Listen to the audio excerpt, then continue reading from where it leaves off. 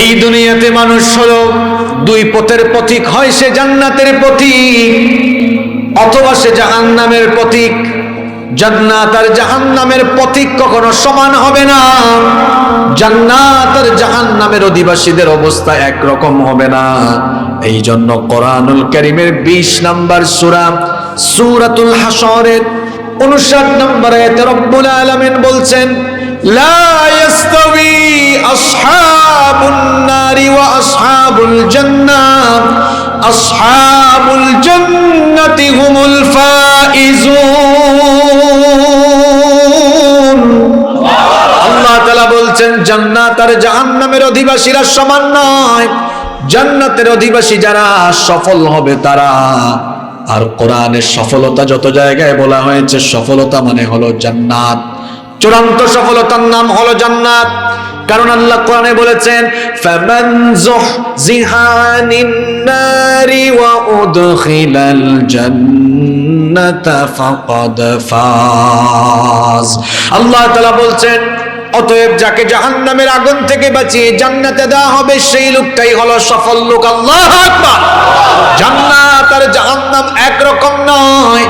একটা হলো সুখ শান্তির জায়গা, আর আরেকটা হলো সীমাহীন দুঃখ কষ্টের জায়গা।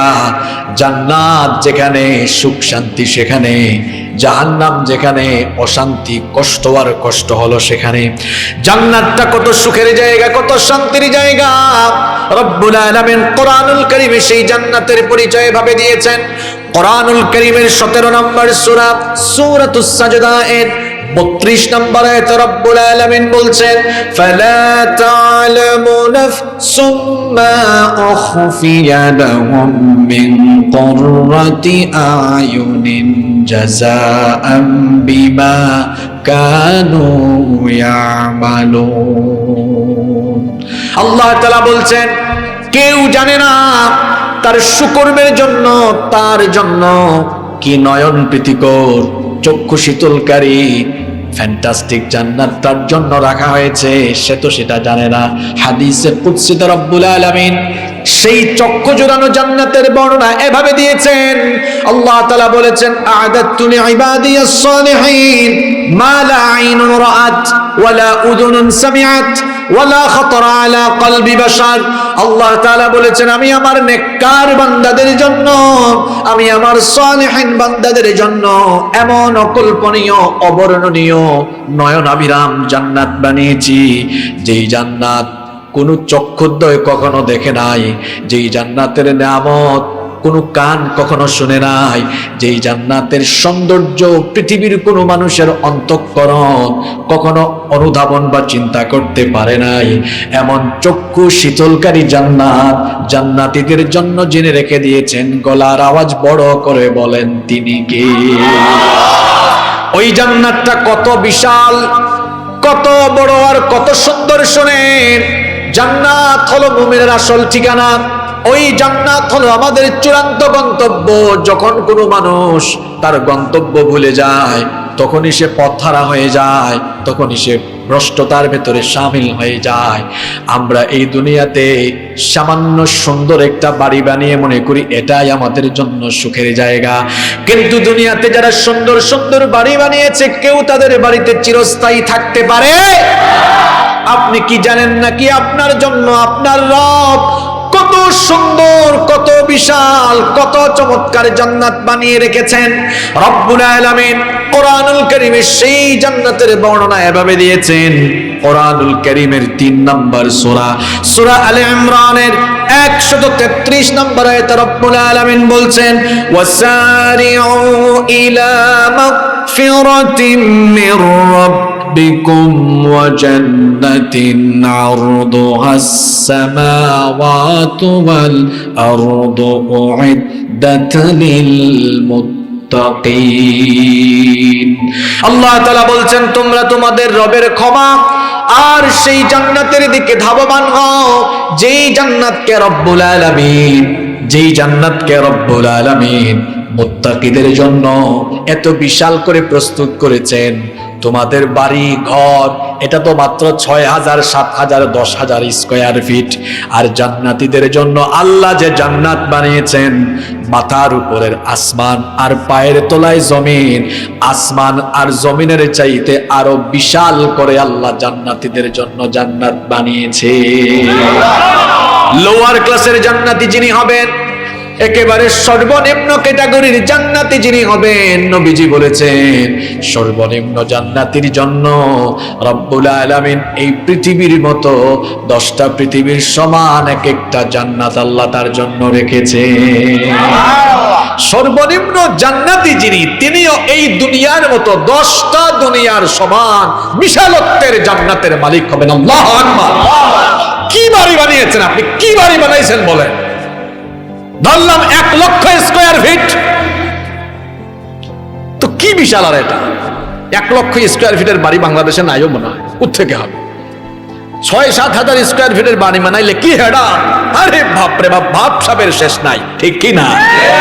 হ্যাঁ, ঢাকা শহরে যদি কারো 2-3 হাজার স্কয়ার ফিটের একটা ফ্ল্যাট থাকে, দেখবেন ভাব সাবে পরিচয় তখন এমন হয়ে যায়, আপনি কি করেন, বাড়ি কোথায়? ওই যে ফ্ল্যাটটা আছে না, এটা আমার।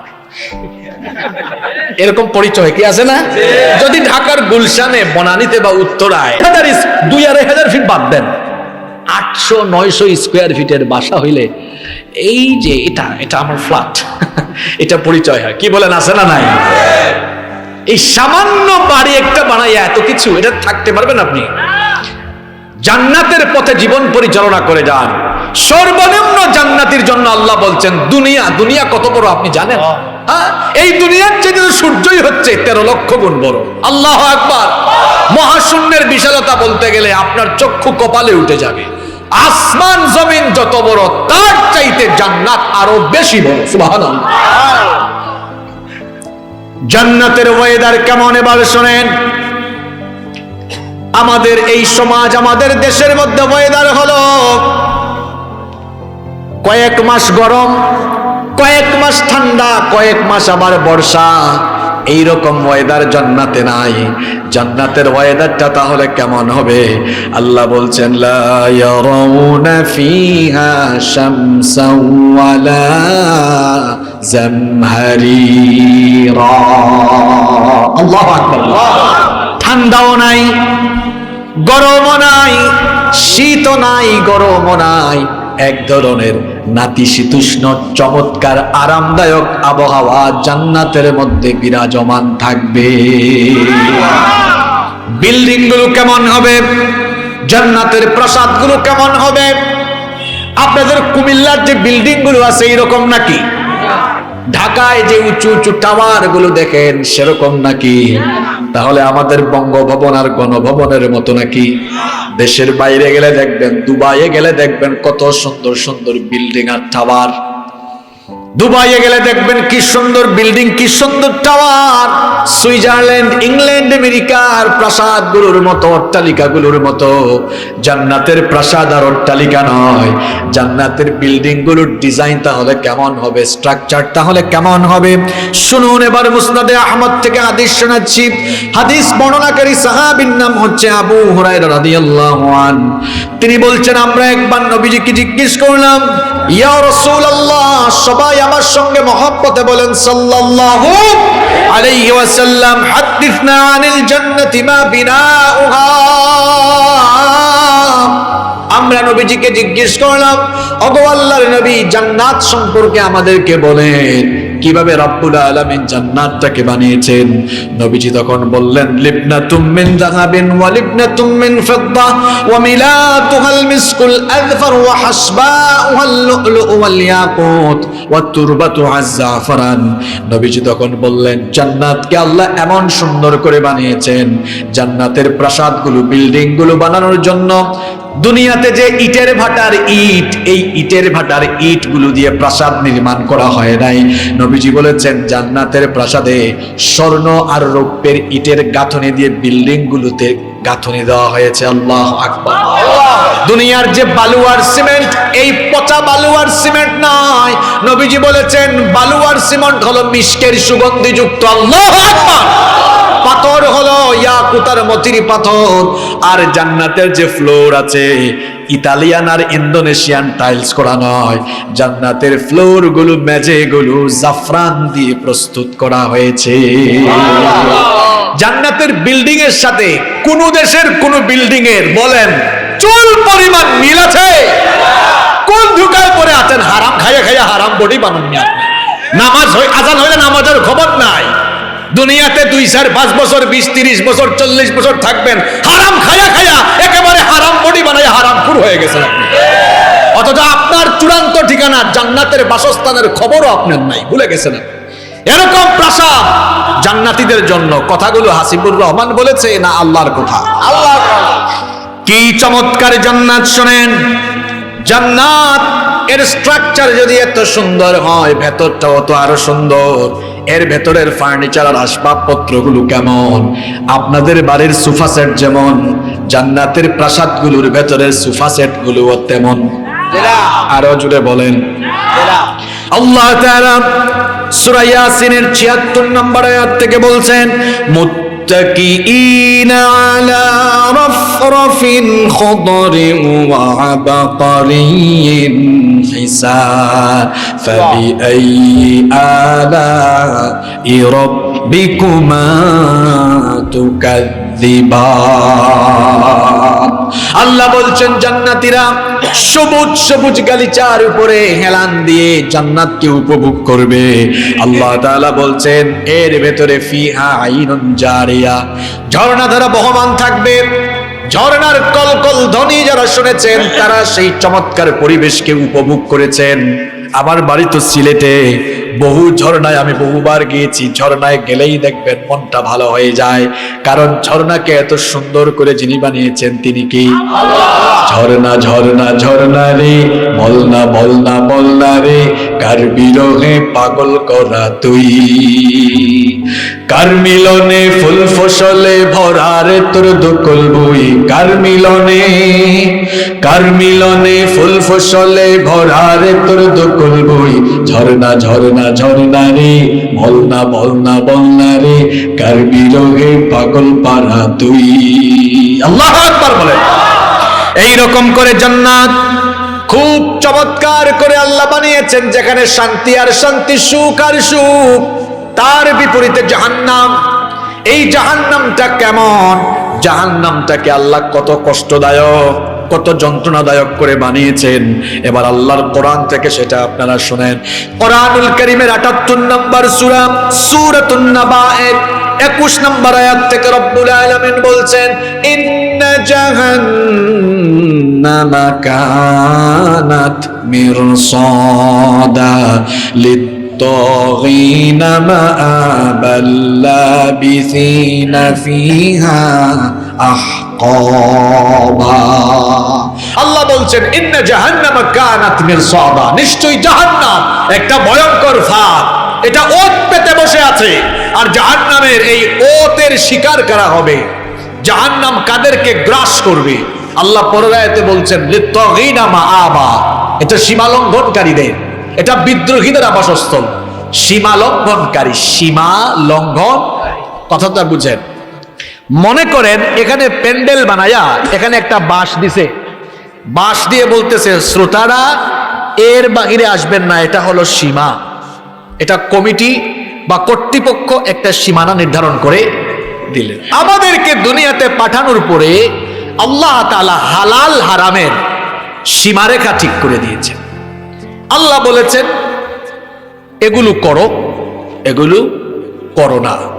আল্লাহর দেওয়া এই সীমারেখাকে লঙ্ঘন করবে যারা, জাহান্নামী হবে। আল্লাহর দেওয়া সীমারেখাগুলো কি? ১ নম্বর, সমস্ত আবশ্যকীয় ইবাদত, এগুলো করতে হবে। ২ নম্বর হলো ইবাদতের পাশাপাশি নিজের মুআমালাত, মুআশারাত, নিজের অর্থনৈতিক লেনদেন, চলন বলন সব চলবে কার হুকুম মতো? আপনি সুদ খান, সুদ খাওয়া এটা আল্লাহর দেখানো পথ না শয়তানি পথ? আপনি ঘুষ খান, এটা আল্লাহর দেখানো পথ না শয়তানি পথ? আপনি দুর্নীতি করেন, জনগণের সম্পদ মাইরা দিয়া নিজের সম্পদ বানান, এটা আল্লাহর দেখানো পথ না শয়তানি পথ? শয়তানি পথে চলে আল্লাহর সীমাগুলোকে লঙ্ঘন করবে যারা, জাহান্নামী হলো তারা। আর জাহান্নামীগুলোর জন্য আল্লাহ জাহান্নামকে কতটা যন্ত্রণাদায়ক করে বানিয়েছেন এবার শুনেন। নবীজি বলেছেন, সহিহ ইবনে হিব্বানের বর্ণনায় বিশুদ্ধ সনদে এই হাদিস বর্ণিত হয়েছে, নবীজি বলেছেন জাহান্নামকে আল্লাহ এতটা গভীর করেছেন, নবীজি বলেছেন লাউ আন্না হিজরান ইউকযাফু বিহি ফি জাহান্নাম হাওয়া 70 খরিফা ক্বাবলা আন ইয়াবলুগা কারুহা। নবীজি বলেছেন জাহান্নামটা হলো এত গভীর, জাহান্নামের মুখে যদি এরকম একটা পাথর ফেলা হয়, জাহান্নামের ওই মুখের মধ্যে পাথর ফেলার পরে এটা তলদেশ পর্যন্ত পৌঁছাতে 70 বছর সময় লেগে যায়। কত বছর? এই টিস্যু ফেলছি 1 সেকেন্ডও লাগে নাই। ওই স্কুলের ছাদ থেকে পাথর একটা ফেলবেন 1 সেকেন্ডও লাগবে না, পড়ে যাবে। তাহলে এই ছাদ থেকে, এটা তো 2 তলা বিল্ডিং, এই ছাদ থেকে পাথরটা ফেললে কয় ফুট হবে? 30 ফিট এরকমই হতে পারে সম্ভবত, ধরে নিলাম 30 ফিট। এটা পড়ে গেল, 1 সেকেন্ডও লাগলো না। তাহলে চিন্তা করেন তো, নবীজি বলেছেন একটা পাথর জাহান্নামের মুখে ফেললে ওইটা জাহান্নামের তলদেশ স্পর্শ করতে যদি 70 বছর সময় লাগে, এটা যে কত গভীর এটা কল্পনাও করা যাবে না, পরিমাপও করা যাবে। কেমনে নামাজ ছাড়েন, কেমনে সুদ খান, ঘুষ খান, কেমনে আলেমদের সঙ্গে বেয়াদবি করেন, কেমনে যা মন চায় সেই পাপের সাথে জড়িত হয়ে যান, মরার চিন্তা মাথায় নাই, তাই না? জাহান্নামের এই ভয় মনে হয় কলিজার ভেতরে নাই। জাহান্নামের ভয় যখন মানুষের কলিজা থেকে চলে যায় তখনই মানুষের শয়তানি কর্মকাণ্ড আরম্ভ হয়ে যায়, ঠিক কিনা? শুনেন এবার জাহান্নামটা কত মারাত্মক জায়গা, জাহান্নামকে রব্বুল আলামিন কেমন করে বানিয়েছেন। কিয়ামতের দিন হাসরের মাঠে যখন জাহান্নামকে টেনে আনা হবে, জাহান্নামের 70,000 লাগাম থাকবে। জোরে বলেন কত হাজার? নবীজি বলেছেন প্রত্যেকটা লাগামকে নিয়ন্ত্রণ করার জন্য প্রতিটি লাগামে আবার নিয়োজিত থাকবে 70,000 ফেরেশতা। চিন্তা করেন একটা লাগাম ধরতে যদি 70,000 ফেরেশতা লাগে, ফেরেশতার শক্তি কি আমার মতো সলিমুদ্দিন আর কসিমুদ্দিনের মতো নাকি? এক একজন ফেরেশতার গায়ে আল্লাহ কত শক্তি দিয়েছেন। যেমন কবরের মধ্যে একজন ফেরেশতা জাহান্নামীদেরকে হাতুড়ি দিয়ে পিটাবে, নবীজি ওই ফেরেশতার ব্যাপারে বলেছেন ওই ফেরেশতা যদি পৃথিবীর উঁচু উঁচু পাহাড়ে তার হাতুড়ি দিয়ে মাত্র একটা বাড়ি মারে, সঙ্গে সঙ্গে পাহাড়গুলো ধুলা বালিতে পরিণত হয়ে যাবে। আল্লাহু আকবার! কি ধরনের শক্তিশালী ফেরেশতা!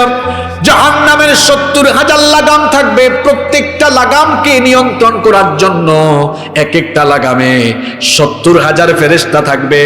আর জাহান্নামের দাউ দাউ করে জ্বলা আগুনগুলো কত মারাত্মক, কত ভয়ঙ্কর। শোনেন, দুনিয়াতে যে আমরা আগুন জ্বালাই, এই আগুন হলো জাহান্নামের আগুনের 70 ভাগের 1 ভাগ। এই 70 ভাগের 1 ভাগ এই আগুন, এই আগুনের কালার হলো লাল। জাহান্নামের আগুনকে একটানা 3000 বছর উত্তাপ দেওয়া হয়েছে। প্রাথমিক পর্যায়ে 1000 বছর উত্তাপ দেওয়ার ফলে জাহান্নামের আগুন রক্তিম বর্ণ ধারণ করেছিল। এরপরে দ্বিতীয় পর্যায়ে জাহান্নামের আগুনকে যখন আরো 1000 বছর উত্তাপ দেওয়া হলো, জাহান্নামের আগুন কৃষ্ণ বর্ণ তখন ধারণ করেছিল। এরপরে ফাইনালি যখন আরো 1000 বছর উত্তাপ দেওয়া হলো, জাহান্নামের আগুন নিকষ কালো অন্ধকার হয়ে গেল।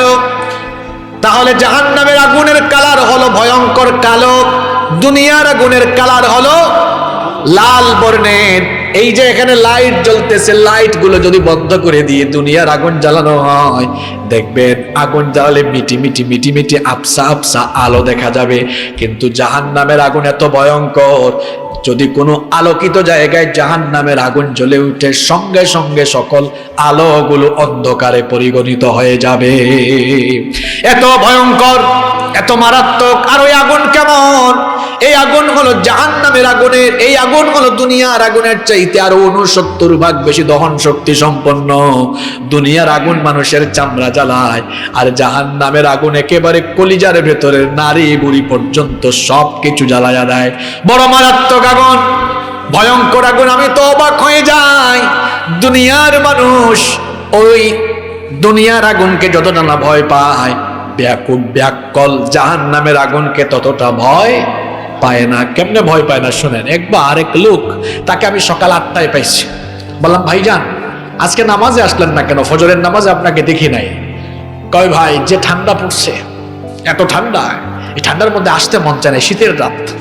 বললাম, ভাইজান আপনার ঘরে যদি আগুন লাগতো ফজরের সময়, আপনি কি তখন বলতেন ভালোই হয়েছে, যে শীত পড়ছে একটু আগুন লাগছে, আগুন থেকে উষ্ণতা আসবে আর আমি আরাম করে ঘুমাবো, আগুন হিটারের কাজ করবে ঘরে। কয়, মিয়া ফাইজলামি করেন না, ঘরে আগুন লাগলে আমি তো ইচ্ছা দৌড় মারবো। আমি বললাম, ভাই কেন দৌড় মারবেন? হাসিয়েন না, হাসানোর জন্য বলছি না আপনাদেরকে। বললাম, কেন দৌড় মারবেন? কয়, যান বাঁচাইতে হবে না। বললাম, আপনি তো বুদ্ধিমান মানুষ, যান বাঁচানোর জন্য আপনি যদি এই আগুন থেকে দৌড়াইয়া পালাইতে পারেন, তো নামাজ ছেড়ে দিলে জাহান্নামের আগুনে পুড়তে হবে। সেই আগুন দুনিয়ার আগুনের চাইতে আরো 69 গুণ বেশি তেজস্বী সম্পন্ন। আপনি কেমন ব্যাকুল মানুষ বলেন তো? দুনিয়ার আগুন থেকে বাঁচার জন্য আপনি বলতেছেন দৌড়াবেন, তো জাহান্নামের আগুন থেকে বাঁচানোর জন্য 5 ওয়াক্ত মসজিদে দৌড়ান না কেন? এরকম আছে না নাই? নামাজ ছাড়া জান্নাতের গন্ধও পাওয়া যাবে না। যে ঈমান আপনাকে মসজিদ ঘর থেকে বের করে মসজিদেই আনতে পারে না, এ দুর্বল ঈমান আপনাকে কখনো জাহান্নাম থেকে বাঁচাইতে পারবে না। নামাজের চেয়ে বড় বাজার নাই। আমার ভাইয়েরা, জাহান্নামটা হলো এরকম কঠিন জায়গা, আর জান্নাত হলো সুখ শান্তির জায়গা। এই জান্নাত এবং জাহান্নাম কিন্তু একরকম জায়গা নয়। এই দুই জায়গার অধিবাসীরাও সমান নয়। এই জন্য দুই ধরনের মানুষের অবস্থাও একরকম। এই যে পৃথিবীতে আমরা এসেছি, জন্ম থেকে নিয়ে মৃত্যু পর্যন্ত আমরা যা কিছু করছি, সব কিছু যিনি জানেন, সব কিছুকে রেকর্ড করার ব্যবস্থা যিনি করেছেন, তিনি কি? আল্লাহ। কিয়ামতের দিন আমাদের সবার হাতে হাতে আমাদের আমলনামা দিয়ে দেওয়া হবে। জান্নাতি আর জাহান্নামীদের আমল গ্রহণের চিত্র কিন্তু একরকম। জান্নাতি যারা সামন থেকে ডান হাতে আমলনামা গ্রহণ করবে তারা, জাহান্নামী যারা পেছন থেকে বাম হাতে আমলনামা গ্রহণ করবে তারা। জান্নাতি লোকেরা সামন থেকে ডান হাতে আমলনামা গ্রহণ করার পরে তারা প্রফুল্লিত হয়ে যাবে। রব্বুল আলামিন কোরআনুল কারীমের 69 নম্বর সূরা সূরাতুল হাক্কা 19 নম্বর আয়াত থেকে বলছেন, فأما من أوتي كتابه بيمينه فيقول هاؤم اقرءوا كتابيه إني ظننت أني ملاق حسابيه فهو في عيشة راضية। আল্লাহ তাআলা বলছেন, জান্নাতি যারা ডান হাতে আমলনামা পাবে, তারা ডান হাতে আমলনামা পেয়ে দেখবে সারা জীবনে যে নামাজ আদায় করেছে এগুলো লেখা আছে না নাই? আরো জোরে বলেন, লেখা আছে না নাই? আমলনামা হাতে নিয়েই দেখবে 5 ওয়াক্তের নামাজ, তাহাজ্জুদের নামাজ, দিনের জন্য রক্ত দেওয়া, দিনের জন্য সংগ্রাম করা, নির্যাতন নিপীড়নের সম্মুখীন হওয়া, তার সকল ত্যাগ আর কুরবানির কথা এই আমলনামার মধ্যে লেখা আছে না নাই? এ প্লাস পেয়েছে একজন ছাত্র, এ প্লাস পেয়ে তার এই এ প্লাস প্রাপ্ত মার্কশিটটা সে যেমন সবাইকে দেখায়, দেখো দেখো আমি এ প্লাস পেয়েছি, আমার মার্কশিটটা পড়ে দেখো। জান্নাতি লোকেরা তাদের আমলের খাতা হাতে পেয়ে খুশি হয়ে বলবে, হা উমকরাউ কিতাবিয়া, হাসরের মাঠে বলবে, দেখো দেখো তোমরা দেখো আমার হাতের আমলনামা দেখো। ইন্নী যানানতু আন্নী মুলাকিন হিসাবিয়া, আমি মনে করতাম দুনিয়াতে থাকার সময় আমি ভাবতাম একদিন আমার হিসাব নেওয়া হবে, বিচার করা হবে। এই জন্য দুনিয়ার জীবন আমি গাফলতি আর শয়তানি পথে, তাগুতি পথে কাটাই নাই, আল্লাহর গোলামি করে নবীজির তরিকায় জীবন কাটিয়েছি। দেখো দেখো দেখো আমলনামাটা পড়ে দেখো, আমার সকল সুকর্ম এখানে লেখা। আল্লাহ বলবেন, বান্দারে তুই আনন্দ কর, ফুর্তি কর, কারণ আমি আজ তোর জন্য আমার ওয়াদা মোতাবেক আমার জান্নাত রেখেছি। আরো আসতে বলেন সুবহানাল্লাহ। পক্ষান্তরে জাহান্নামীরা যখন আমলের খাতা হাতে পাবে অবস্থা কি হবে? ফেল করছে এক ছাত্র, 00 পেয়েছে সকল সাবজেক্টে, বলেন তো সে তার আমলনামা কি মানুষকে দেখাতে চাইবে নাকি? জাহান্নামীরা আমলনামা কিভাবে পাবে? পাওয়ার পরে তাদের অবস্থা কেমন হবে? রব্বুল আলামিন পরের আয়াতগুলোতে বলেছেন, ওয়া আম্মা মান উতিয়া কিতাবাহু বিশিমালিহি ফায়াকুলু ইয়া লাইতানি লাম উতা কিতাবিয়া ওয়া লাম আদরি মা হিসাবিয়া ইয়া লাইতাহা কানাতিল কাদিয়া মা আগনা আন্নি মালিয়া হালাকা আন্নি সুলতানিয়া। আল্লাহ বলছেন জাহান্নামী যারা পেছন থেকে বাম হাতে আমলনামা পাবে, তারা পেছন থেকে বাম হাতে আমলনামা পেয়ে তারা বলবে ইয়া লাইতানি, দুর্ভোগ আফসোস আমার, লাম উতা কিতাবিয়া, আমার হাতে যদি আমার এই আমলনামা না দেওয়া হতো আমার জন্য কতই না ভালো হতো। ওয়ালাম আদরি মা হিসাবিয়া, আজ যদি হিসাব নেওয়া না হতো আমার জন্য সেটাই মঙ্গলজনক হতো।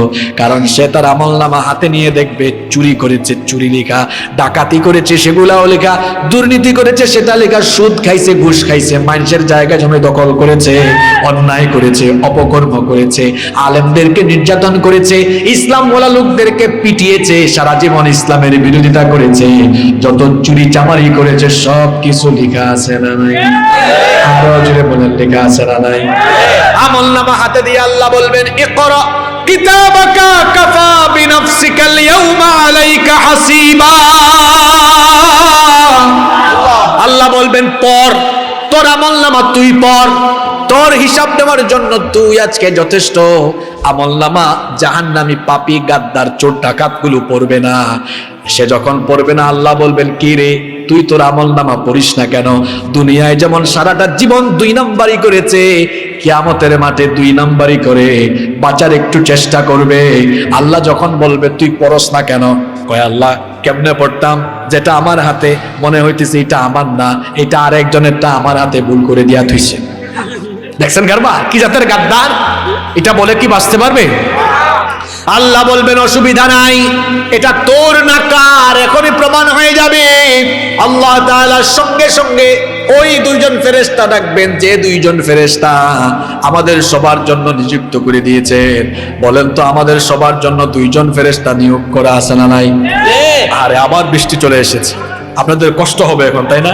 ভিজে যাবেন আপনারা, আপনারা একটু আশেপাশে আশ্রয় নেন, আশেপাশে আশ্রয় নেন। যেহেতু বৃষ্টি ছিল মসজিদের মধ্যে আল্লাহ ফয়সালা, এটা আল্লাহরই ফয়সালা, অসুবিধা নেই, আল্লাহরই ফয়সালা। আপনারা ডানে যান বামে যান, অসুবিধা নেই। এখানে কি বৃষ্টি পড়ার সম্ভাবনা আছে? তো অসুবিধা কি, আমি একবার ডানে তাকাবো না আরেকবার বামে তাকাবো না। আপনারা থাকবেন তো? থাকলে আমি শেষ করবো, অসুবিধা নেই। আপনারা থাকবেন তো? না শেষ করবো মানে ওয়াজ শেষ করবো না, মানে আলোচনা শেষে নিয়ে যাবো। আল্লাহ আপনারা উঠেন, এখানে ডানে বামে যান, অসুবিধা নাই, বৃষ্টি কমলে আবার আসেন, ঠিক আছে? কষ্ট হচ্ছে আপনাদের? অসুবিধা নাই তো, আমি একবার এমনি তাকাবো আর আরেকবার এমনি, কোনো অসুবিধা আছে? তবে আমি অত্যন্ত খুশি, আপনারা যে রিয়েল শ্রোতা, অ্যাক্টিভ শ্রোতা, সন্দেহ নাই। এখনো তো তারা দৌড় মারতে পারতো, বাড়ি যেতে পারতো না, এখনো যাচ্ছে না। তার মানে আল্লাহর বান্দারা কোরআনকে অনেক ভালোবাসে, আলহামদুলিল্লাহ পড়েন। আমি বলছিলাম সে যখন বলবে এগুলা আমার না, আল্লাহ তখন বলবেন রাখ, এটা যে তোর আমি প্রমাণ করে দিচ্ছি। আপনি কি মনে করেছেন আল্লাহ তো আপনাকে এমনি এমনি ছেড়ে দেন নাই? প্রত্যেকটা দেশে সরকারের গোয়েন্দা সংস্থা আছে, কারণ গোয়েন্দা সংস্থা দিয়ে সরকার সারা দেশের তথ্য খবরাখবর নিয়ে নেন। আবার গোয়েন্দা ঠিক মতো কাজ করে কিনা, গোয়েন্দার পেছনেও গোয়েন্দা আছে না নাই? গোয়েন্দার পেছনেও গোয়েন্দা আছে। তো আল্লাহর দেওয়া জ্ঞান দিয়ে মানুষ যদি এরকম গোয়েন্দাগিরির সিস্টেম চালু করতে পারে, তো আমি আর আপনি দুনিয়াতে যা করছি আমাদের সবকিছুকে রেকর্ড করার জন্য এইরকম গোয়েন্দা আল্লাহ সেট করতে পারেন কিনা? চিল্লায়েন না, বসেন। আপনারা এদিকে চলে আসেন ভাইরা, এদিকে আসেন, এদিকে আসেন, ঠিক আছে? দেখতে দেন, আপনারা এদিকে আসেন, ঠিক আছে তো? এবার ঠিক আছে? আচ্ছা, আমাদের সঙ্গে আল্লাহ 2 জন গোয়েন্দা ফিট করেছেন। আল্লাহ ওই 2 গোয়েন্দা ফেরেশতার ব্যাপারে বলছেন ওয়া ইন্না আলাইকুম লাহাফিজিনা কিরামান কাতিবিনা ইয়ালামুনা মা তাফআলুন। আল্লাহ বলছেন তোমাদের সবার জন্য আমি দুইজন সংরক্ষণকারী ফেরেশতা নিয়োগ করেছি, তারা হচ্ছে কিরামান কাতিবিন, সম্মানিত লেখক। তোমরা যা করো তারা সেগুলো জানে, তোমরা যা করো তারা সেগুলো লিখে লিখে রাখে। আল্লাহ ওই ফেরেশতাদেরকে বলবেন, কোথায় ফেরেশতারা? এই গোলাম সারা জীবন যা করেছে তোমরা তো লিখেছো, দেখি আমলনামার কপিটা দাও। এখন ফেরেশতাদের লিখা আমলনামা আর ওই গোলামের হাতে থাকা আমলনামা যখন মিলানো হবে, বলেন তো মিল থাকবে না অমিল থাকবে? আপনারা কাছে আছেন, জবাব দেন, মিল না অমিল? অমিল না মিল। তালে তালে তাল মিলাইয়েন না। যখন মিল পাওয়া যাবে তখনও বাঁচার জন্য এই গাদ্দার গুলো বলবে, আল্লাহ মিল আছে তো কি হয়েছে, তোমার ফেরেশতারা সব আমার বিরুদ্ধে বানাই বানাই লিখছে, এবার কি বাস, এবার মনে হয় সে বেঁচে যেতে পারবে, তাই না? শোনেন শোনেন, আল্লাহর বিচারের সিস্টেম বড় আলাদা। আল্লাহর বিচারের সিস্টেম বড় এক্সেপশনাল। দুনিয়ায় তো আমরা বিচার করি, মাঝে মাঝে দেখা যায় আমরা তো মানুষ, আমরা নিজের স্বার্থের কথা আগে চিন্তা করি, নিজের স্বার্থের জন্য, নিজের দলের জন্য দলের স্বার্থ, নিজের স্বার্থ, ব্যক্তি স্বার্থ, পরিবারের স্বার্থ, সমাজের স্বার্থ বিবেচনা করি। মাঝে মাঝে দেখা যায় আমরা বিচার করতে গিয়ে অবিচার করি, বেইনসাফি করি, জুলুম করি। আমরা বিচারের নামে অবিচার করি, বিচারের নামে প্রহসন করে মাঝে মাঝে দেখা যায় নিরপরাধীকে অপরাধী বানায়া দেয়, অপরাধীকে নিরপরাধী বানায় দেয়। এটা দুনিয়ার মানুষ এগুলো করতে পারে, কিন্তু আল্লাহ তাআলা এগুলো করেন না, কারণ আল্লাহ তাআলা হচ্ছেন ন্যায় বিচারক। দেখেন আল্লাহর বিচারের সিস্টেমটা কত সুন্দর। আমরা তো জন্ম থেকে নিয়ে মৃত্যু পর্যন্ত যা করেছি সব আল্লাহ জানেন, এরপরেও আল্লাহ একতরফা বিচার করবেন না। কিভাবে আল্লাহ বিচার করবেন দেখেন, যখন বান্দা বলবে সেগুলো করে নাই, আল্লাহ তাআলা তখন বলবেন, রাখ, তুই যে করিস নাই এগুলো আমি প্রমাণ করে দিচ্ছি। যে জবান দিয়ে মুখ দিয়ে ফটর ফটর করে, এই জবানটাকে তালা লাগাইয়া দিবেন কে? আল্লাহ বলছেন, আল-ইয়াউমা নাখতিমু আলা আফওয়াহিহিম ওয়া তুকাল্লিমুনা আইদিহিম ওয়া তাশহাদু আরজুলুহুম বিমা কানু ইয়াকসিবুন। আল্লাহ একটু দয়া করে ফেলেছেন, বৃষ্টি তো কমে গেছে, আপনারা চলে আসেন তাইলে। আপনাদেরকে সামনে দেখলে ভালো লাগে, কষ্ট দিচ্ছি আপনাদেরকে, চলে আসেন আপনারা। আমি 20-30 সেকেন্ড সময় দিই। আরে আমার কথায় কষ্ট পাচ্ছেন আপনারা? কষ্ট পাচ্ছেন আপনারা? আচ্ছা, এই তো 10 সেকেন্ডে আপনারা আবার বসে গেলেন। আলহামদুলিল্লাহ পড়েন। আমরা আল্লাহর কাছে দোয়া করছি, আল্লাহ আমরা আর কয়েকটা মিনিট কথা বলবো, আল্লাহ এই কয়েকটা মিনিট তুমি আমাদের জন্য পরিবেশ তৈরি করে দাও। আল্লাহ তুমি আমাদেরকে এই সময়গুলো ভিক্ষা দাও, বলেন আমিন। শুনতেছ তো আমার কথা? দুনিয়ায় মুখ আছে তো, মানুষ যা মন চায় তাই বলে, হুজুরও বুঝে না, খেজুরও। কিছু মানুষ তো মাঝে মাঝে আসে হুজুররাও শেখায়, হুজুর এটা এমনি বলবেন এমনি বলবেন। বেটা, এটা তোর ক্ষমতার চেয়ার না, এটা তোর অফিসও না, মসজিদ, আল্লাহর ঘর কিংবা এইরকম কোরআনের সমাবেশগুলো কারো বাপের কথাই চলবে না, চলবে কোরআন সুন্নাহর ভিত্তিতে। মুখ দিয়ে বেশি কথা বললেন না, মুখ বাঁকা করে দিবেন কে?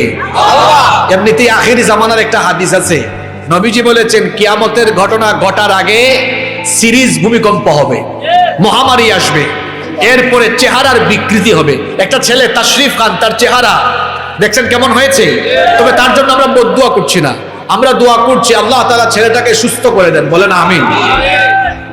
আবারও বৃষ্টি চলে এসেছে, আহারে সম্মানিত ভাইয়েরা। তো দেখেন এই জবানটা কিয়ামতের দিন কি হয়ে যাবে? বন্ধ হয়ে যাবে। আল্লাহ বলছেন এরপরে তার হাত কথা বলবে, তার পা কথা বলবে। এই হাত দিয়ে কি করেছেন? ভালো কাজ করলে হাত বলবে, আল্লাহ তোমার বান্দা এই হাত দিয়ে কোরআনে স্পর্শ করেছে, তোমার বান্দা এই হাত দিয়ে ইসলামের পক্ষে লেখালেখি করেছে, তোমার বান্দা এই হাত দিয়ে দান করেছে, তোমার বান্দা এই হাত দিয়ে মাহফিলের কাজ করেছে, তোমার বান্দা এই হাত দিয়ে মানুষের খেদমত করেছে, তোমার বান্দা এই হাত দিয়ে এই এই এই এই ভালো কাজ করেছে। ভালো করলে তো ভালো, হাত আপনার পক্ষে।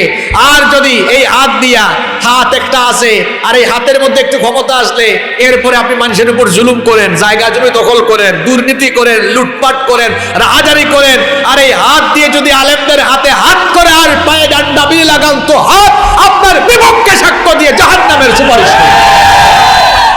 কথাগুলো কার? কথাগুলো কার? শুনেন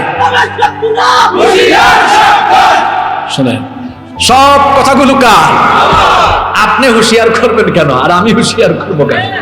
আল্লাহর সাইজের যে নমুনা, আল্লাহ কোরআনে বলেছেন আমি এই দিন কোন জায়গায় সূরা বুরুজের তাফসীর করতে গিয়ে শেষে এমন কথা বলেছিলাম, হাজার হাজার মানুষ চুপ হয়ে গেছে একদম।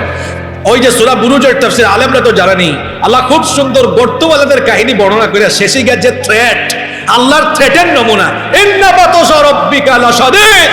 আল্লাহ বলছেন আমার পাকড়াও, আমার সাইজ করা বড় কঠিন। এটা বলে আল্লাহ বলছেন কেমন সাইজ করছে শোনো, হাল আতাকা হাদিসুল জুনুদি ফিরআউনা ওয়া সামুদ।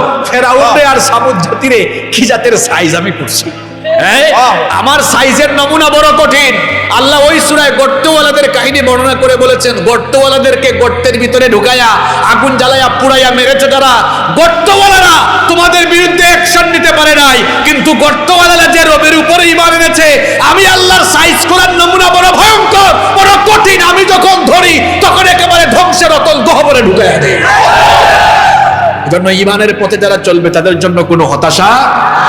আপনি আল্লাহর সাইজের নমুনা বুঝতে চান তো বুঝেন, তুরস্কে 6000, মানে এটা তো জাস্ট একটা এক্সাম্পল দিচ্ছে। এই যে আমরা এত আনন্দ ফুর্তি করি, রাতের বেলা ঘুমাবেন, তুরস্কের মতো কাহিনী কি হইতে পারে না? কথা বলেন না কেন? আল্লাহ এমন ক্ষমতার মালিক, আল্লাহ যা চান ফাআলুল লিমা ইউরিদ, তিনি যা চান তাই হয়ে যাবে, বেশি কিছু লাগবে না, বেশি কিছু লাগবে না। নমরুদকে আল্লাহ কি করেছেন? ল্যাংরা মশা দিয়া শেষ করে দিয়েছেন। আল্লাহর পাকড়াওয়ের সিস্টেমটা বড় কঠিন। আল্লাহ বলছেন তোমার জবান বন্ধ, ফটো শেষ, আর করতে পারবা না। তোমার হাত কথা বলবে, এই পা দিয়ে কোথায় কোথায় গিয়ে কি করেছেন, পা কথা বলবে। সূরা জিলজালে আল্লাহ বলেছেন ইয়াউমা ইদিন তুহাদ্দিসু আখবারাহা, যে মাটিতে আপনারা বসে আছেন এই জমিনের জবান আল্লাহ কিয়ামতে খুলে দিবেন। জমিন এখন নীরব, কথা বলে না, জবান নাই। কিয়ামতে হবে উল্টা, আমাদের জবান বন্ধ, জমিনের জবান খুলে দিবেন কি আল্লাহ। নবীজি সাহাবীদেরকে বললেন বলো তো আতাদরুনা মা আখবারুহা, জমিনের খবর কি? সাহাবীরা বলেন আমরা জানি না, আপনি বলেন। নবীজি বললেন ফা ইন্না আখবারুহা আন তাশহাদা আলা আবদিন ওয়া আমাতিন আলা যহরিহা বিমা আমিলা আলা যহরিহা তাকুলু কাযা ওয়া কাযা। বুখারীর হাদিস। নবীজি বললেন শোনো সাহাবীরা, জমিনের খবর হলো এই জমিনের উপরে মওতের আগ পর্যন্ত মানুষ যা করেছে জমিন তার নীরব সাক্ষী হয়ে আছে। কিয়ামতের দিন জমিন তার সব সুকর্ম কুকর্ম ফাঁস করে দিবে কার কাছে? আল্লাহ। জমিনের উপর বেশি নাচানাচি করেন না, তিরিং বিরিং বন্ধ করে দিবেন কে? আল্লাহ। কথা বলেন কে? সব ক্ষমতার মালিক যিনি, তিনি কে? আল্লাহ। এগুলো হলো আল্লাহর বিচারের নিয়ম। হাত পা কথা বলবে, এমন কি কান চোখ। আল্লাহ বলেছেন শাহিদা আলাইহিম সামউহুম ওয়া আবসারুহুম ওয়া জুলুদুহুম বিমা কানু ইয়ামালুন। চোখ, কান, অঙ্গ প্রত্যঙ্গ এগুলো মানুষের ব্যাপারে সাক্ষ্য দিবে কে কি করেছে। এইভাবে করে জাহান্নামীদের কাছ থেকে হিসাব নেওয়া হবে। জাহান্নামীরা গাদ্দারি করে হাসরের মাঠে তারা আল্লাহর আদালতে রেহাই পাবে। কিভাবে জাহান্নামীদেরকে অভ্যর্থনা দেওয়া হবে, আর কেমনে জান্নাতীদেরকে জান্নাতে রিসিভ করা হবে। এবার কোরআন থেকে সেই কথা শুনুন। আল্লাহ তাআলা বলছেন কোরআনুল কারীমের 67 নম্বর সূরা সূরাতুল মুলকের 7 নম্বর আয়াত থেকে আল্লাহ বলছেন ইদা উলকু ফিহা সামিউ লাহা শাহীকাও ওয়া হিয়া তাফুর। আল্লাহ বলছেন যখন হাসরের মাঠে জাহান্নামীরা যাবে, জাহান্নামের গর্জনের আওয়াজ তারা শুনবে, মনে হবে যেন তাকাদু তামাইয়াজু মিনাল গায়জ, জাহান্নাম রেগে গুসায় ফেটে যাচ্ছে। যখনই জাহান্নামীদেরকে, পাপী তাপীদেরকে টাইট করে বেঁধে টেনে হিচড়ে জাহান্নামের দিকে নেওয়া হবে, জাহান্নামের দারোয়ান ফেরেশতারা প্রশ্ন করবে আলাম ইয়াতিকুম নাযীর, এ পাপীর দল তোদের কাছে কি কোনো সতর্ককারী যায় নাই? নবী রাসূল কিংবা নবী রাসূলগণের ওয়ারিস আলেম ওলামারা তোমাদেরকে কি সতর্ক করে নাই? তোমাদেরকে কি জান্নাত জাহান্নামের পথগুলো তারা বলে দেয় নাই? কোনটা জান্নাতের পথ, কোনটা জাহান্নামের পথ, কোনটা হালাল পথ আর কোনটা হারাম পথ, সেটা কি সতর্ককারীরা তোমাদেরকে বলে দেয় নাই? জাহান্নামীরা তখন বলবে ক্বালু বালা ক্বাদ জাআনা নাযীর, হ্যাঁ সতর্ককারী এসেছিল, আমাদেরকেও সতর্ক করেছিল। ফেরেশতারা তখন বলবে তো তোদেরকে যদি সতর্কই করা হয় তো তোরা তখন কি করেছিলে? তখন জাহান্নামীরা বলবে আমাদেরকে সতর্ক করার পরে আমরা মনে করেছিলাম ফাকাযযাবনা ওয়া কুল্লা মা নাযালাল্লাহু মিন শাই, আমরা মনে করেছিলাম সব মিথ্যা, এগুলো হুজুররা বলে আর কি, আমরা পাত্তাও ফেরেশতা বলবে বেটা পাত্তা দেস না, এবার বুঝ মজার রিমান্ড কারে কয়। আল্লাহ এবার বুঝ জাহান্নামের আযাব কেমন। আল্লাহ বলবেন রে ধর, এই যে আমি বাংলায় বললাম ধর, এটার আরবি হচ্ছে আল্লাহ বলবেন খুদুহু, এর ধর, ফাগুল্লুহু, এর ডান্ডা বেরি লাগা। এখন ইসলাম ওয়ালা লোকদেরকে ডান্ডা বেরি লাগান, আর চোর ডাকাত গুলোরে খুব সুন্দর করে তুলেন। কিয়ামতের দিন জাহান্নামী গুলোরে ডান্ডা বেরি পড়ার হুকুম দিবেন কে? আল্লাহ বলবেন ফেরেশতাদেরকে ধর, ডান্ডা বেরি লাগা, শিকল দিয়া বাঁধ। ফেরেশতা বলবে আল্লাহ কত গজ লম্বা শিকল দিয়া বাঁধতাম? আল্লাহ বলছেন শোন, সুম্মা ফি সিলসিলাতিন যারুহা 70 যিরাআন ফাসলুকু, 70 গজ লম্বা শিকল দিয়ে বাঁধ। টেনে টেনে টেনে টেনে এদেরকে জাহান্নামের দিকে নিয়ে যা। জাহান্নামী পাপী তাপী গাদ্দার গুলো তখন হতাশাগ্রস্ত হয়ে বলবে, ওয়াকালু লাউ কুন্না নাসমাউ আও নাকিলু মা কুন্না ফি আসহাবিস সাঈর। আজকে এই কোরআনের ওয়াজ শুনেও যে ঠিক হবে না, আর জীবনে ঠিক হবে না। একটা কথা কি কোরআনের বাইরে? একটা কথাও কি কোরআনের আয়াতের বাইরে? আয়াত নাম্বার সূরা নাম্বার মিলাই দিচ্ছি, এরপরেও মাথায় যদি শয়তান ডিস্টার্ব করে বাড়িতে গিয়ে মিলায় মিলায় দেখবেন কি কই কি বলে গেল এগুলো। এরা বলবে আহারে লাউ কুন্না নাসমাউ, যদি আমরা আলেমদের কথা শুনতাম বা নবী রাসূলদের কথা শুনতাম বা কোরআন হাদিসের কথা শুনতাম, আও নাকিলু, অথবা উপলব্ধি করে সেগুলো যদি মানতাম, তাহলে মা কুন্না ফি আসহাবিস সাঈর, আজকে এই দাউ দাউ করে জ্বলা জাহান্নামে যাওয়া লাগতো। আল্লাহ বলবেন ধর এগুলোরে বাঁধ। এরপরে এদেরকে কি করা হবে শোনেন, আল্লাহ বলবেন এদেরকে জাহান্নামের আগুনের পোশাক পরাও। ফাল্লাযীনা কাফারু কুত্তিআত লাহুম সিয়াবুম মিন নার, আগুনের তৈরি পোশাক কেটে তাদেরকে পরানো হবে। আগুনের তৈরি পোশাক যখন জাহান্নামীদেরকে পরানো হবে, তাদের শরীরটা তখন জ্বলে পুড়ে ছারখার হয়ে যাবে। শুধু তাই নয়, এত কঠিন আযাব তাদেরকে দেওয়া হবে। আল্লাহ বলছেন ইউসাব্বু মিন ফাওকি রুউসিহিমুল হামীম ইউসহারু বিহি মা ফি বুতুনিহিম ওয়াল জুলুদ, মাথার উপরে উত্তপ্ত ফুটন্ত পানি ঢালা হবে, যার কারণে গোটা শরীরটা ঝলসে যাবে, এমনকি পেটের ভিতরে ইউসহারু বিহি মা ফি বুতুনিহিম ওয়াল জুলুদ, পেটের ভিতরে যা আছে সব কিছু জ্বলে যাবে, পুড়ে যাবে, ভস্মীভূত হয়ে যাবে। শুধু তাই নয়, আল্লাহ বলছেন ওয়ালাহুম মাকামিউ মিন হাদীদ, লোহার তৈরি মুগুর থাকবে, লোহার তৈরি মুগুর দিয়ে ফেরেশতারা পিটাবে। কবর থেকেই তো এমন আযাব আরম্ভ হবে, এমন ফেরেশতা, এই ফেরেশতাগুলো কানে শুনে না, চোখে কথা বলতে। এখন তো মজা লাগে মানুষকে পিটাইতে, এখন তো পিটাইয়া দেখেন উহ করে না আহ করে, অবস্থা কেমন হয়। আর জালিমগুলোর জন্য আল্লাহ এমন রিমান্ডের ফেরেশতা রেখেছেন, কি নির্দয়, কি নির্মম, কি নিষ্ঠুর।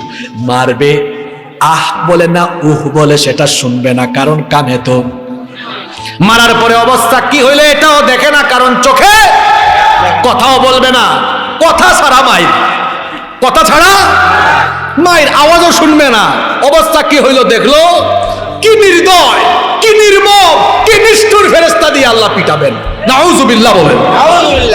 এইরকম শাস্তি চলতে থাকবে, এইরকম শাস্তি পেতে পেতে, আযাব পেতে পেতে জাহান্নামের আগুনে পুড়তে পুড়তে পুড়তে পুড়তে পুড়তে পুড়তে জাহান্নামী গুলো হতাশাগ্রস্ত হয়ে যাবে। তারা বলবে মাবুদ গো, এই জাহান্নাম থেকে বের করে জান্নাতে না দিলেও হবে, কিন্তু একটু আগুন থেকে বের করো। আল্লাহ বলবেন কুল্লামা আরাদু আইয়াখরিজু মিনহা মিন গাম্মিন উঈদু ফিহা ওয়াযুকু আযাবাল হারিক। একটা কথাও তো আল্লাহ কোরআনে গোপন রাখেন না। জাহান্নামের ব্যাপারে তো শত শত আয়াত আছে, ওয়াজ শেষ করতে 3-4 দিন লাগবে। কি বলেছেন আল্লাহ দেখেন।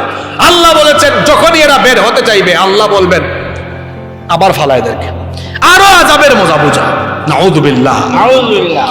মায়ের খাইতে খাইতে, আগুনে পুড়তে পুড়তে, দিশেহারা হয়ে এরা যখন ক্ষুধার্ত আর পিপাসার্ত হয়ে যাবে, তখন তারা আল্লাহর কাছে একটু পানি ভিক্ষা চাইবে, বলবে মাবুদ গো একটু পানি দাও, পিপাসায় আমরা কাতর হয়ে গেলাম। আল্লাহ বলছেন তোদের মতো জাহান্নামীদের জন্য পানির কেমন ব্যবস্থা আছে শোন। লা ইয়াযুকুনা ফিহা বারদান ওয়ালা শারাবান ইল্লা হামিমান ওয়া গাসসাকা। ঠান্ডা তৃপ্তিদায়ক, এরপরে তৃষ্ণা নিবারণকারী কোনো পানি তোদের জন্য নাই। আছে পানি চাইলে উত্তপ্ত গরম পানি, যেটা ঠুটের আগায় নিলেই সব পুরা শেষ। আর শরীরে ঘা হইলে যে পুষ বের হয়, এই পুষগুলো দিয়া বলা হবে খা পাপী জাহান্নামী, এটা খা তুই, এটা তোর পানীয়। শুধু তাই নয়, গিসলিন পুষ খাওয়ানো হবে। পিপাসার যন্ত্রণায় কাতর হয়ে তারা সুপিও কোনো পানি পাবে না, ক্ষুধার্ত অবস্থায় খাবার চাইবে। আল্লাহ তাআলা বলছেন লাইসা লাহুম তাআমুন ইল্লা মিন দারি' লা ইউসমিনু ওয়া লা ইউগনি মিন জু'। আল্লাহ তাআলা বলছেন তাদের জন্য কাঁটাযুক্ত ঘাস থাকবে, যে কাঁটাযুক্ত ঘাস তারা খেলে পরে গলায় আটকে যাবে, এগুলো কোনো পুষ্টিও যোগাবে না, ক্ষুধাও নিবারণ করবে না। জাক্কুম নামক নিকৃষ্ট খাবার তাদেরকে দেওয়া হবে। পিঠা খাবে মাইরের উপর মাইর, আযাবের উপরে আযাব, শাস্তির পরে শাস্তি। অন্যদিকে ক্ষুধার্ত আর পিপাসায় কাতর হয়ে যখন খাবারও চাইবে, খাবার পাবে না, পানিও চাইবে, পানিও পাবে না। তাকায়া দেখবে জান্নাতের মধ্যে জান্নাতীরা খুব আরাম আয়েশে কি চমৎকার খাবার দাবার তারা উপভোগ করছে। জাহান্নামী গাদ্দার গুলো এবার জান্নাতীদের কাছে গিয়া খাবার ভিক্ষা চাইবে। ভিক্ষা চাওয়ার নমুনাটা কেমন হবে সেটাও আল্লাহ কোরআনে বলে দিয়েছেন। কোরআনুল কারীমের 7 নম্বর সূরা সূরাতুল আরাফের 50 নম্বর আয়াতে আল্লাহ বলেছেন ওয়ানাদা আসহাবুন নারি আসহাবাল জান্নাতি আন আফিদু আলাইনা মিনাল মাই আও মিম্মা রাযাকাকুমুল্লাহ। গিয়ে বলবে ও জান্নাতি ভাইরা, কিন্তু খুব আরামে আছো, তোমাদেরকে দেখতাম দুনিয়াতে 5 ওয়াক্তের নামাজি, তোমরা হারাম খাইতা না, হালাল পথে চলতা। তোমাদেরকে দেখতাম তোমরা দুনিয়ার কোনো লোভ লালসা ছিল না, তোমরা শুধুমাত্র আল্লাহর জন্য আল্লাহর দ্বীনের পথে সংগ্রাম করেছো, দ্বীন কায়েমের আন্দোলন করেছো, রক্ত দিয়েছো, জীবন দিয়েছো, হালাল পথে চলেছো, ভালো পথে চলেছো, এত কষ্ট করেছো তোমরা, দুনিয়াতে তোমাদের সুখের কমতি ছিল। কিন্তু ভাই আজকে তো তোমরা খুব আরামে আছো, আমরা দুনিয়ায় খুব সুখ শান্তি করছি রে ভাই, কিন্তু এখানে আমরা মায়ের খাইয়া খাইয়া শেষ, খাবারও নাই, পানিও নাই। একটু আন আফিদু আলাইনা মিনাল মাই আও মিম্মা রাযাকাকুমুল্লাহ, আল্লাহ তোমাদেরকে যে পানি আর খাবার দিয়েছেন, একটু ভিক্ষা দাও, আমরা খাইয়া বাঁচি, একটু দাও আমাদের। জান্নাতি লোকেরা তখন জবাব দিবে ক্বালু ইন্নাল্লাহা হারামাহুমা আলাল কাফিরিন। জান্নাতীরা বলবে দুঃখিত ভাই, এখন যেমন ভালো মানুষগুলা বিপদে পড়া মাঝে মাঝে যায়, এখন দুঃখিত আমি এটা পারবো না বলে না। জান্নাতীরা বলবে দুঃখিত ভাই আমরা পারবো না। কেন পারবে না? কারণ জান্নাতের নেয়ামত আমরা হারাম করি নাই, আমাদের রব তিনি জান্নাতের নেয়ামত কাফির মুশরিক জাহান্নামীদের জন্য হারাম করে দিয়েছে। আল্লাহ ওখানে ওই গিয়া খাবার পাবে না, পানিও পাবে না। এই হবে জাহান্নামীদের পরিস্থিতি। অন্যদিকে ইমানদাররা, নামাজিরা, ভালো মানুষরা, দিনদার নেককার মানুষরা, এরা যখন হাসরের মাঠে যাবে, হিসাব শেষে বিচার শেষে আল্লাহ যখন জান্নাত দিবেন, তারা যখন জান্নাতের দিকে যাবে, জান্নাতে যাওয়ার 40 বছরের দূরত্ব থেকে তারা জান্নাতের সুগন্ধি তাদের নাকের মধ্যে পেতে থাকবে। জান্নাতে তাদেরকে কেমনে ওয়েলকাম করা হবে? কোরআনুল কারীমের 39 নম্বর সূরা সূরাতুজ জুমারের 73 নম্বর আয়াত থেকে আল্লাহ বলছেন ওয়াসিকাল্লাযীনা তাকাউ রাব্বাহুম ইলাল জান্নাত জান্নাতি যুমারা হাত্তা ইযা জাউহা ওয়া ফুতিহাত আবওয়াবুহা ওয়া ক্বালা লাহুম খাযানাতুহা সালামুন আলাইকুম তিবতুম ফাদখুলুহা খালিদিন। আল্লাহু আকবার। যারা দুনিয়াতে আল্লাহকে ভয় করে, রবকে ভয় করে, রবের হুকুম মতো গোটা জীবন কাটিয়ে দিয়েছে, সেই সকল লোকদেরকে দলে দলে দলে দলে যখন জান্নাতের দিকে নেওয়া হবে, দেখেন দেখেন আল্লাহ বলেছেন ফুতিহাত আবওয়াবুহা, অটোমেটিক তারা সেখানে যাওয়ার পরে সেটা খুলে যাবে। আপনারা ঢাকায় গেলে বা কুমিল্লায় গেলে দেখবেন কিছু কিছু অফিসে অথবা কিছু কিছু শপিং মলে সেন্সর গ্লাস আছে, দেখবেন কোনো রিমোটও নাই, কিছুও নাই, সামনে যাবেন সেন্সর গ্লাসটা আপনারা দেখছেন কিনা? এটা সেন্সর। আপনি যাবেন, আচ্ছা এয়ারপোর্টে দেখবেন, আমাদের বাংলাদেশে ঢাকায় আছে কিনা না, ঢাকায় তো এখন আমি তো ঢাকা এয়ারপোর্টে বহুবারে ঢুকলাম, আমি তো দেখি না, দেখলেও মনে না। যাই হোক, বিদেশে গেলে সামান্য কলকাতায় গেলেও দেখবেন, দুবাই অন্যান্য দেশে তো আছে, আমরা দেখেছি, দেখবেন ওই যে পানির যে ট্যাপ আছে, আমরা ইনশাআল্লাহ আমাদেরকে বানিয়েছে, আল্লাহ তাদের কাতারে আমাদেরকে শামিল করে দিও। আমিনও কইতে পারলেন না? আপনারা কি এদের কাতারে শামিল হইতে চান না? জোরে বলেন আমিন। এবার শুনেন জাহান্নামের মেহমানদারি তো একটু আগে শুনছেন, মায়ের উপর জ্বালাও পুরাও, মায়ের উপর মায়ের, খাবারও নাই পানিও নাই, খাবার চাইলে দিবে পুজ আর গরম পানি, জাক্কুম, পুজ খাবে, কাঁটাযুক্ত ঘাস খাবে। জাহান্নামী লোকগুলাকে এইরকম আযাব দেওয়া হবে, আর জান্নাতীরা মিছিল দিয়া দিয়ে এদেরকে জান্নাতে ঢুকানোর উপরে আপ্যায়নটা কেমন হবে, মেহমানদারি কেমন হবে শুনেন। নবীজি বলেছেন জান্নাতীরা জান্নাতে ঢুকার পরে সর্বপ্রথম জান্নাতীদের সামনে মাছের কলিজা ভুনা করে পরিবেশন করা হবে। মাছের কলিজা ভুনা খাইতে চান তো আপনারা? জান্নাতীরা জান্নাতে ঢুকবে, কি নাই সেখানে? সব আছে, সব আছে। দুনিয়ায় আপনারা যা খান তা আছে, যা আপনারা জীবনে কোনোদিন খান নাই, দেখেনও নাই, নামও শোনেন নাই, সেগুলোও জান্নাতে আছে না নাই? আছে। মাছ পাবেন, মাংস পাবেন, চিকেন পাবেন, বিফ পাবেন, মাটন পাবেন, বারবিকিউ ডিনার পার্টি সেখানে হবে, যা ইচ্ছা তাই পাবেন, এমনকি পাখির গোশত আছে না নাই? ওয়ালা মিন তাইরিম মিম্মা ইয়াশতাহুন। এটা কারেন্ট চলে গেছে না? আচ্ছা জেনারেটর আছে, চলে আসবে ইনশাআল্লাহ। কি করবেন আজকে এত মুসিবত? হ্যাঁ আমরা রস বাইকো ইনশাআল্লাহ।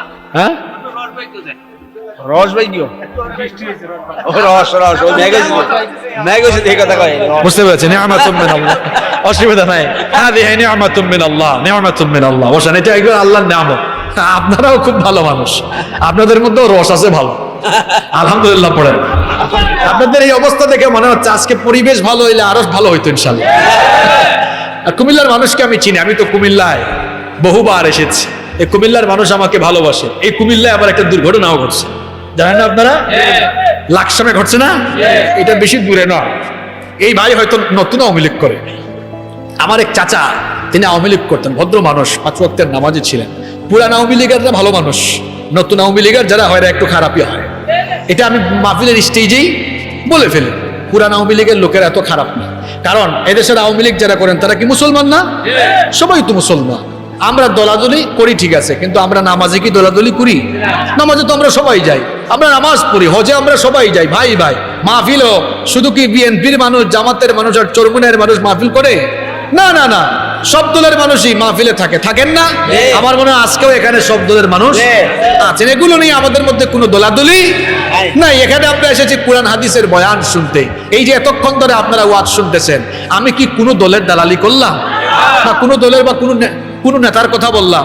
আমরা স্পষ্টবাদী মানুষ, আমরা কোনো নেতার দালালি করি না, কোনো দলের দালালিও করি না। হ্যাঁ এটা সত্য, আল্লাহ আর রসুলের কথা বলি। তো আমরা তো নবী রাসূলগণের ওয়ারিস, আমরা তো নবীর ওয়ারিস হলে আমরা তো নবীর তরিকার কথা, আল্লাহর হুকুমতের কথা বলবোই, কারণ এটাই আমাদের দায়িত্ব, ঠিক কি না? এগুলো নিয়ে দলাদলি করি না, এগুলো খারাপ। ওই যে বললাম নতুন আওয়ামী লীগের, এটা কোনো বললাম জানেন, নতুন নতুন হয়তো মানে ভাবসাব কি কেমন জানি থাকে, কিন্তু পুরাতন যারা আছেন বেশিরভাগ লোকদেরকে, কালকেও তো মাহফিল করলাম এক জায়গায়, সব আওয়ামী লীগের মানুষ, বড় বড় নেতৃবৃন্দ। এই যে আমরা দক্ষিণবঙ্গে মাহফিল করলাম, সেখানে ছাত্রলীগের মাহফিল করলাম, যুবলীগের মাহফিল করলাম, আওয়ামী লীগের মাহফিল করলাম, কাউকে আমি এতটা উগ্র দেখিনি। আপনাদের এই কুমিল্লার লাকসামের এক চেয়ারম্যানকে যতটা উগ্র আমি দেখেছি। এই জন্য তার ইতিহাস ভালো করে খোঁতায় দেখা দরকার, যেটা আসলে খাঁটি আওয়ামী লীগের না, স্বার্থের জন্য আওয়ামী লীগ করে দেখা দরকার। তার কথাটা এই জন্যই আমি বলেছি। চেয়ারম্যান সাহেব তো আছেন, তিনি তো ওয়ার্ড শুনতেছেন এসে। শুধু তাই না, আমি বললাম না আমার নিজের ফ্যামিলিতে আওয়ামী লীগ আছে, আমি বললাম না আমার চাচা, আমার চাচতো ভাই বোনরা অনেকেই আওয়ামী লীগ করেন, আছেন তো, আমরা দেখেছি এগুলা। তা আসলে ব্যবহার মানুষ দল থেকে না, এগুলো পরিবার থেকে শিখে। সব দলেই কিছু উশৃঙ্খল লোক আছেন, সব দলেই কিছু উশৃঙ্খল লোক থাকে। যাই হোক, আল্লাহ তাআলা হেদায়েত দান করেন। আমরা কোন জায়গায় ছিলাম মনে আছে তো? কি নাই, পাখির গোশত আছে। অনেকের জিহ্বায় পানি এসে গেছে যে হুজুর পাখির গোশত গুনার কথা বলতেছে। সব আছে, ফলমূল আছে। আল্লাহ বলেছেন লাহুম ফিহা ফাকিহাতুন ওয়া লাহুম মা ইয়াদদাউন। হরেক রকমের ফল ফলাদি থাকবে, যেরকম ফলমূল তারা চাইবে তাই তারা পাবে। আল্লাহ বলছেন যখন তাদেরকে এরকম খাবার দেওয়া হবে, দেখেন দুনিয়ায় যেগুলো খাইছেন আপেল, আঙ্গুর, ডালিম, বেদানা সব আছে। আমরা তো মানুষ, আমরা আমাদের চাহিদা কোনোদিন শেষ হয়। জান্নাতীরা জান্নাতে যখন দুনিয়ার কিছু খাবার দাবার দেখবে, বলবে আল্লাহ এগুলা কমন পড়ে গেছে, এগুলা কেন দিছো? আনকমন গুলা ঠিক আছে, কিন্তু কমন গুলা কেন দিয়েছো? দেখেন এই কথাটাও কোরআনে আছে। আল্লাহ বলছেন কুল্লামা রুজিকু মিনহা মিন সামারাতির রিজকান ক্বালু হাযাল্লাযী রুজিকনা মিন ক্বাবলু ওয়া উতু বিহি মুতাশাবিহা। বলবে আল্লাহ এগুলা কি দিতেছেন? এগুলো তো কমন, আমরা দুনিয়াতে খাইছি, এগুলো আনকমন গুলা ঠিক আছে, আরো আনকমন বাড়ান। আল্লাহ বলবেন এত পাগল হইস না বান্দারা, দুনিয়ায় যেগুলো খাইছো এগুলোতে ভেজাল আছে, ফরমালিন ছিল। আর যদি ভালো থাকে, ফ্রেশ টাটকা খাও, তো যেটা ফ্রেশ যেটা টাটকা একটাতে একটা স্বাদই ছিল। কিন্তু বান্দারে শোনো, বেহেশতে তোমাকে যে ফল ফলাদি আমি দিয়েছি, বেহেশতের জান্নাতের এক একটা ফলের ভেতরে আমি আল্লাহ 70 রকমের স্বাদ রেখে দিয়েছি। আপনারা খুশি না বেজার? যা চাইবেন সব পাবেন, শুধু খাবার দাবার আর ফল ফলাদি থাকবে না, একটু ড্রিঙ্কস তো দরকার আছে। আল্লাহ বলছেন ওয়াসাকাহুম রাব্বুকুম শারাবান তাহুরা, পবিত্র পানীয় থাকবে। দুনিয়ায় যে মানুষ ড্রিঙ্কসের নাম করে মদ খায়া তারপরে মাতাল হয়ে যায়, পচা জিনিস খায়, সেন্স ঠিক থাকে না, বাসায় গিয়া মদ খায়া মাতাল হইয়া বউকেও আম্মা আম্মা বলে ডাকে। আল্লাহ বলেছেন জান্নাতেও তোমাদের জন্য স্পেশাল ড্রিঙ্কস আছে, কিন্তু এগুলা দুনিয়ার মতো পচা নয়, এগুলো খাইলে সেন্সলেসও হয়ে যায় না, এগুলো খাইলে মানুষ উল্টা পাল্টাও বলে না। আল্লাহ বলছেন লা ফিহা গাউলু ওয়ালা হুম ইয়ানসাকুন। আল্লাহ, মানুষের বিবেক লোপ পাবে না, মানুষের সেন্স বিলুপ্ত হয়ে যাবে না, বরং জান্নাতের যে ড্রিঙ্কস আছে এগুলো খাওয়ার পরে মানুষের শারীরিক শক্তি সক্ষমতা আরো বেশি বেড়ে যাবে। কত ধরনের ড্রিঙ্কস বলতে গেলে তো অনেক লম্বা সময় লাগবে। আল্লাহ বলছেন 4 ধরনের শরাবের নহর থাকবে, 1 বোতল আর 2 বোতল। বলো তুমি বোতল খাবা কেন? আমি তোমার জন্য ঝর্ণা প্রবাহমান করে রাখবো। আল্লাহ বলছেন মাসালুল জান্নাতিল্লাতী ওয়াইদাল মুত্তাকিদের জন্য আমি এমন জান্নাত রেখেছি, জান্নাতের নমুনাটা শোনো। আল্লাহ বলছেন ফিহা আনহারুম মিন মাইন গায়রি আসিনিন ওয়া আনহারুম মিন লাবানিন লাম ইয়াতাগায়্যার তা'আমুহু ওয়া আনহারুম মিন খামরিল للشاربين وأنهار من عسل مصفى الله أكبر। সুমিষ্ট পানির ঝর্ণা আল্লাহ প্রবাহমান রাখবেন, এমন পানি দেখবেন আমরা দুনিয়াতে পানি কোনো জায়গায় সংরক্ষণ করে রাখলে গন্ধ হয়ে যায়, স্বাদ নষ্ট হয়ে যেতে পারে। আল্লাহ বলছেন এমন পানি তোমাদের জন্য আমি দিব যেই পানির স্বাদ নষ্ট হয়ে যায় না, এমন দুধ দিব যেই দুধের স্বাদ নষ্ট হয় না। 2 দিন 3 দিন ঘরের মধ্যে দুধ থাকলে দুধের স্বাদ নষ্ট, পরবর্তীতে দই হয়ে যায়, দই হয়ে যায় না? কিন্তু আল্লাহ বলছেন দুধের ঝর্ণা দিব, দুধের স্বাদ নষ্ট হবে না। এরপরে আল্লাহ বলছেন শরাবের ঝর্ণা দিব, মধুর ঝর্ণা প্রবাহমান করে দিব। আমার বান্দা যেরকম ইচ্ছা সেরকম সে জান্নাতে উপভোগ করবে। এই রকম করে জান্নাতে আদার মিশ্রণ যুক্ত ড্রিঙ্কস থাকবে। আল্লাহ বলছেন আদার মিশ্রণ যুক্ত ড্রিঙ্কসও থাকবে, মিজাজুহা জানজাবিলা। আবার আল্লাহ বলছেন কার্ফুরের ফ্লেভার যুক্ত, কার্ফুরের ফ্লেভার যুক্ত ড্রিঙ্কসও থাকবে।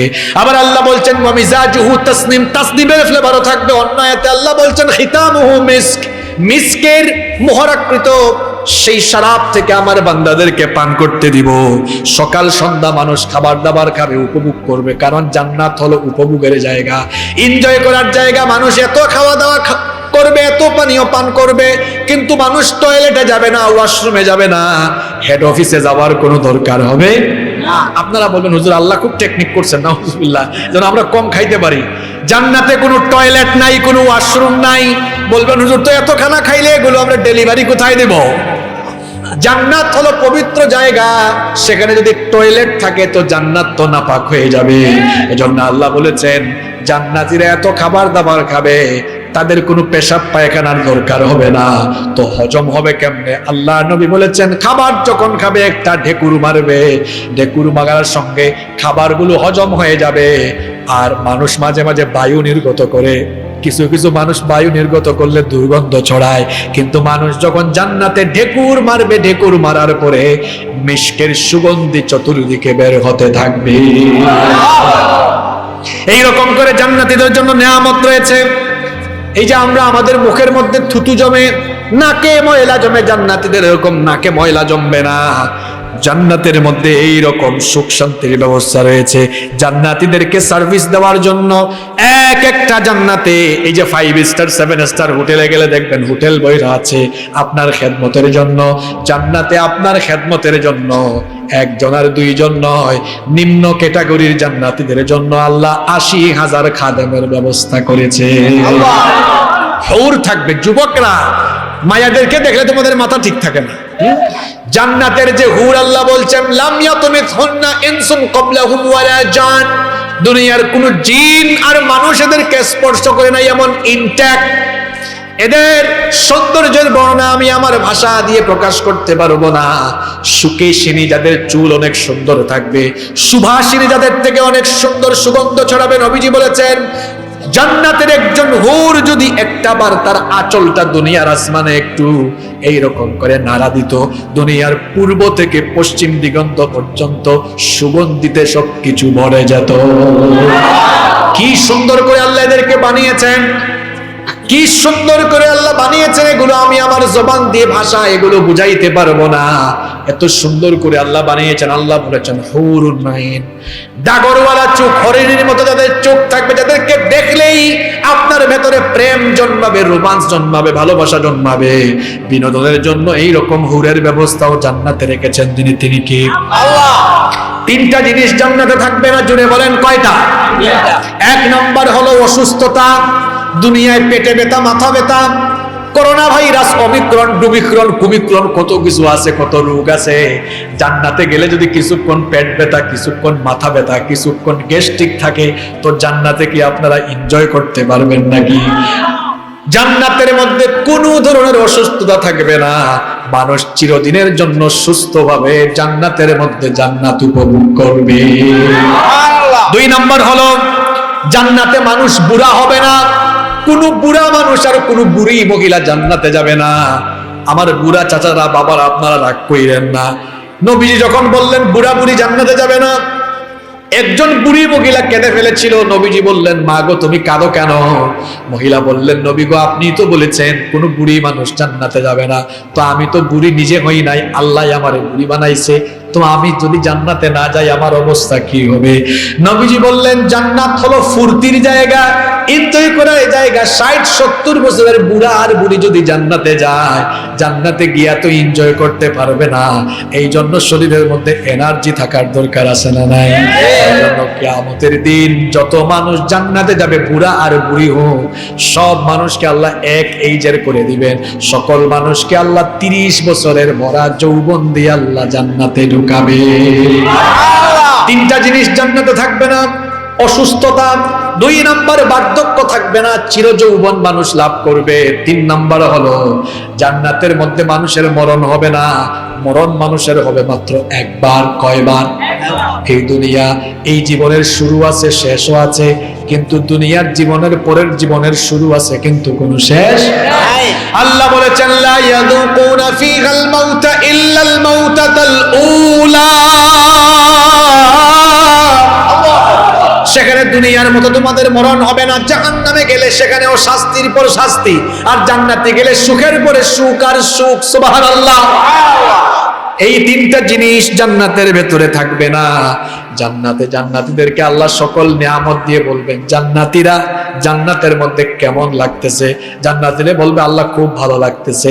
আল্লাহ বলবেন, তোমরা যে জান্নাতে এত নিয়ামত পাইছো, তোমরা খুশি হইছো না বেজার হইছো? কয়, আল্লাহ এত খুশি হইছি যা ভাষায় বোঝানো সম্ভব। আল্লাহ বলবেন, আমি তো আরো কিছু বাকি রেখে দিয়েছি, আরো তো অনেক কিছু দেওয়ার এখনো বাকি আছে। বান্দা অবাক, আল্লাহ আর কি চাই? হ্যাঁ, এত বিশাল জান্নাত দিয়েছেন আমাদেরকে, খাবার দাবার অভাবও নাই, কি চাইবো আমরা? অভাব নাই, হুরও আছে, খাদেমও আছে, বিনোদনের সব ব্যবস্থা। আল্লাহ আর কি? আল্লাহ বলবেন, আছে আছে, আরেকটা জিনিস আছে। বান্দারা বুঝবে, জান্নাতীরা মনে মনে বুঝবে, কিন্তু সাহস করবে না। কেমনে আল্লাহকে বলবে? তখন নবীজি সর্বপ্রথম মুখ খুলবেন। বলেন সুবহানাল্লাহ। নবীজি মুখ খুলে বলবেন, ওগো আল্লাহ, ওগো আমার রব, ওগো আল্লাহ, আমার উম্মতগুলো সাহস করে মুখ খুলতে পারতেছে না। তোমারে না দেখে, তোমাকে ভয় করে বান্দাগুলো নামাজ পড়লো, তোমাকে ভয় করে না দেখে নামাজ পড়লো, রোজা রাখলো, হজ করলো, যাকাত দিল, নেক আমল করলো, দ্বীনের পক্ষে কাজ করলো। তোমারে তো এত এখনো দেখলো না। তুমি বিগিন জান্নাতে, তো জান্নাতীদের ভালো লাগবে না। ওগো আল্লাহ, তুমি কি আজকে আমাদের সাথে এসে দেখা করবা না? আল্লাহ বলবেন, হাবিব, কেন নয়? দেখা করার জন্যই তো জান্নাতীদেরকে এমন করে বলেছি, আগ্রহ তৈরি করার জন্য। কেন আমি দেখা করব না?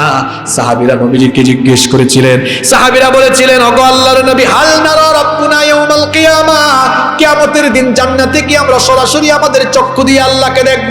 নবীজি তখন প্রশ্ন করেছিলেন, হাল তুদারুনা ফি রুয়াতিল কমারি লাইলাতাল বদর, তোমরা কি পরিষ্কার পরিচ্ছন্ন আকাশে চাঁদ দেখতে পাও কিনা? সাহাবীরা বললেন, হ্যাঁ, পরিচ্ছন্ন আকাশে তো চাঁদ খুব সহজেই দেখা যায়। নবীজি বললেন, পরিচ্ছন্ন আকাশে চাঁদ যেমন 2 চোখ দিয়ে স্পষ্ট দেখা যায়, কিয়ামতের দিন তোমরা জান্নাতে যাওয়ার পরে 2 চক্ষু দিয়ে স্পষ্ট তোমরা তোমাদের রবকে দেখতে পারবা। আল্লাহ বলছেন, ওয়াজা রাব্বুকা ওয়াল মালাকু সাফফান সাফফা, তোমাদের রব সামনে আসবেন, ফেরেশতারা সারিবদ্ধ হয়ে দাঁড়াবেন। আল্লাহ তাআলার 70,000 নূরের পর্দা উন্মোচিত হয়ে যাবে। মানুষগুলারে বানাইছেন কে? কিছু মানুষের চেহারা দেখবেন এত সুন্দর, দেখলেই ভালো লাগে। এখন এই মানুষগুলারে আল্লাহ যদি এত সুন্দর করে বানান, যিনি বানাইছেন তিনি না জানি আরো কত সুন্দর। আল্লাহ, দুনিয়া সুন্দর, মানুষ সুন্দর, আসমান সুন্দর, জমিন সুন্দর। দুনিয়া সুন্দর, মানুষ সুন্দর, আসমান সুন্দর, জমিন সুন্দর। সুন্দরে সুন্দরে পাল্লা, জানি না কত সুন্দর তুমি আল্লাহ, জানি না কত সুন্দর তুমি আল্লাহ। আল্লাহু আকবার। আল্লাহ কত সুন্দর, এটা কি আমরা কল্পনাও করতে পারবো? আল্লাহ তুমি অপরূপ, না জানি কত সুন্দর। তোমায় আমি সপেছি প্রাণ, সপেছি অন্তর। আল্লাহ তুমি অপরূপ, তোমার আলো ছড়িয়ে পড়ে সুন্দর এই পৃথিবীতে, চাঁদ সূরজ জেগে ওঠে তোমার ডাকে সাড়া দিতে। তুমি আছো বুকের গভীরে গহীন ভেতর, আল্লাহ তুমি অপরূপ না জানি কত সুন্দর, তোমায় আমি সপেছি প্রাণ, সপেছি এই অন্তর। আল্লাহু আকবার বলেন। সেই আল্লাহ যখন সামনে আসবেন, ওয়ুজুহু ইয়াওমাইদিন নাযিরাতুন ইলা রাব্বিহা নাযিরা, আল্লাহ বলেছেন বান্দা অপলক নয়নে তাকিয়ে থাকবে, আল্লাহ বান্দার দিকে তাকাবেন। এভাবে যে কত মুহূর্ত চলে যাবে বান্দা টেরও পাবেন। আল্লাহু আকবার। আল্লাহ সেই পবিত্র অনুষ্ঠানে তুমি আমাদের মতো গুনাহগার পাপী তাবিদেরকেও শামিল করে দিও। আমিন। আল্লাহকে দেখা যাবে জাহান্নামীদের উপরে শাস্তি আর জান্নাতীদের উপরে নিয়ামত। আর এই জান্নাতের নিয়ামত কাদের জন্য? জান্নাতীদের জন্য, আল্লাহ আর রাসূলের আনুগত্যকারীদের জন্য। আর জাহান্নাম কাদের জন্য? আল্লাহ এবং রাসূলের নাফরমানি করনেওয়ালা লোকদের জন্য। তাহলে এই জান্নাত যদি আমরা পেতে চাই, সারা জীবন গোলামি করব কার? আল্লাহ। সারা জীবন সুন্নাত মারব যার, যিনি মুহাম্মদুর রাসূলুল্লাহ সাল্লাল্লাহু আলাইহি ওয়াসাল্লাম। এই জান্নাতে যেতে হলে আজান হইলে নামাজ ছেড়ে বসা যাবে? কথা বলেন। জাহান্নামে যাবে কারা? বেনামাজিদের জন্য তো আলাদা একটা জাহান্নাম আছে, হুজুর, সাকার, তাই না? সাকার এটা তো বেনামাজিদের জন্য আলাদা, এটা শুধু বেনামাজি। আর জান্নাতীদের জন্য আল্লাহ বলেছেন সূরা মুমিনুনে, আল্লাহ বলেছেন কদ আফলাহাল মুমিনুন আল্লাযীনা হুম ফি সালাতিহিম successful indeed at the believers those who humble themselves in their prayer. সফলকাম হবে তারা পাঁচ ওয়াক্ত নামাজে বিনয়ী হয়ে, খুশুয়ের সাথে বিনয়াবত হয়ে নামাজ আদায় করে। আরো কিছু গুণ বর্ণনা করে আল্লাহ শেষেও বলছেন ওয়াল্লাযীনা হুম আলা সালাওয়াতিহিম ইউহাফিজুন, পাঁচ ওয়াক্তের নামাজের হেফাজতকারী যারা, উলাইকা হুমুল ওয়ারিসুন আল্লাযীনা ইয়ারিসুনাল ফিরদাউসা হুম ফিহা খালিদুন। আল্লাহ বলছেন পাঁচ ওয়াক্তের নামাজি যারা, জান্নাতুল ফিরদাউসের অধিবাসী হলো তারা। সুবহানাল্লাহ। আজান হলে যাব কোথায়? রোজা, হজ, যাকাত। ভালো করে বুঝেন, লম্বা কথা বলা লাগে না তো, বুঝলে বুঝের এক কথাই ভালো। আমি শেষ করে দিচ্ছি, বুঝলে বুঝের এক কথাই, আর না বুঝলে হাজার কথা কইলেও শোনেন। একটা উদাহরণ দেই, এর মধ্যেই নামাজের ভেতর চলে আসবে ইনশাআল্লাহ, নামাজের মূল কথাটা চলে আসবে। রোজা, হজ, যাকাত সমস্ত ইবাদত ফরজ করা হয়েছে দুনিয়ায়, বিধান এসেছে দুনিয়ায়। নামাজ দুনিয়াতে নয়। নামাজ আল্লাহ তাআলা নবীজিকে মেরাজের রাতে উপরে নিয়ে দিয়েছেন। তাহলে বোঝা গেল নামাজ হলো ইসলামের সকল ইবাদতের উপরে স্থান। এজন্য আরবিতে একটা প্রবাদ আছে না, আস-সালাতু হিয়া রাসুল ইবাদাহ, নামাজ হচ্ছে ইবাদতের মাথা। কারণ নামাজ ফরজ হয়েছে কোথায়? কন্যা কোথায়? উপরে। কোথায়? আমাদের 3.5 হাত বডির উপরের অংশ কোনটা? কল্লা, মাথা। একজন কল্লা কইছে, ঠিক আছে, অসুবিধা নাই। কি? মাথা। শোনেন তো, এটা উদাহরণ দিচ্ছি, আল্লাহ এমনটা না করুন, আমরা এরকম চাই না। মনে করেন এখানে এই রাস্তায় একটা দুর্ঘটনা ঘটেছে, আর 10-12 জন লোক এদের এই বুকের অংশ থেকে মাথা থেতলে গেছে, এই গলা থেকে মাথার অংশ নাই, থেতলে গেছে, একদম উড়ে গেছে মনে করেন। এবার এই 10 জন লোককে যদি এখানে শোয়া রাখা হয়, বলেন তো মাথা ছাড়া কি কোনো মানুষের পূর্ণাঙ্গ পরিচয় পাওয়া যাবে? মাথা ছাড়া যেমন কারো পূর্ণাঙ্গ পরিচয় পাওয়া যায় না, ইসলামের ইবাদতের মাথা নামাজ। এই নামাজ বাদ দিয়া, হজ কইরা, হাজি হইয়া, যাকাত দিয়া, দান সদকা কইরা, সমস্ত ইবাদত কইরা মাথা কাইটটা যেমন পূর্ণাঙ্গ পরিচয় প্রকাশ করা যাবে না, তেমনি ইসলামের ইবাদতের মাথা ওই নামাজকে বাদ দিয়া নিজেকে কোনোদিনও, আইডি কার্ডে মুসলমান থাকবে, পাসপোর্টেও থাকবে, আল্লাহর খাতায় নাম কোনোদিনও মুসলমান থাকবে না। সোজা কথা, নবীজি বলেছেন বাইনাল আবদি ওয়াল কুফরি তারকুস সালাহ, আল্লাহর বান্দা আর কাফিরের মধ্যে পার্থক্যই হলো নামাজ ছেড়ে দেওয়া। মান আকামাস সালাতা ফাকাদ আকামাদ-দ্বীন, যে নামাজ প্রতিষ্ঠা করলো সে যেন দিন প্রতিষ্ঠা করলো। ওমান হাদামাস সালাতা ফাকাদ হাদামাদ-দ্বীন, যে নামাজ ছেড়ে দিল সে যেন দিনকে ধ্বংস করে ফেললো। যুবকরা তো নামাজ পড়ো না, আহা, শেষ পর্যায়ে চলে গেল, অসুবিধা নাই, আমার কথা শোনা যাচ্ছে না? আচ্ছা, অল্প মানুষ আছেন, শুনেন, এই নামাজ যারা ছেড়ে দিবে তারা দিনের সবকিছুকে ধ্বংস করে ফেলবে। এজন্য নামাজ কখনো ছাড়বেন না। রাত 12টা পর্যন্ত ওয়াজ শুনে যায় মানুষ, কিন্তু ফজরের নামাজ গিয়ে যারা কাজা করে এদের মতো কপাল পুরা আর হইতে পারে। কিসের এত ওয়াজ, কিসের এত আমল? নামাজ যার মধ্যে নামাজ নাই, নবীজি বলেছেন তার মধ্যে তো দিনই তো দিনদারিতেই নেই, সে তো দিনেই ঢুকতে পারে নাই। ইসলামের স্তম্ভ কয়টা? ঈমান আনার পরেই ডিউটি কি? নামাজ। ঈমান আনার পরেই ডিউটি কি? নামাজ। নামাজ কখনো ছাড়বেন না। জান্নাতের পথে পরিচালিত হওয়ার জন্য, জাহান্নাম থেকে বাঁচার জন্য কোরআনের পথ, হাদিসের পথ ধরতে হবে। আমার আগে হুজুর যে 5টা কথা বলেছেন, এই 5টা কথাই যথেষ্ট ওয়াজের জন্য। তিনি বলেছেন কোরআনের 5টা হকের কথা বলেছেন।